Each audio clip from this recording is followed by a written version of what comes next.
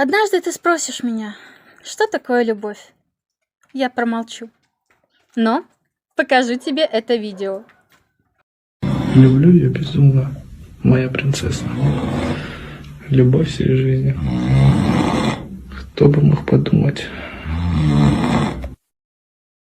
Знаю, что жуткий баян, знаю, что уже все показывали подобные видео, но мне реально очень нравится. И знаете, в этом, наверное, есть некая доля правды, что ли.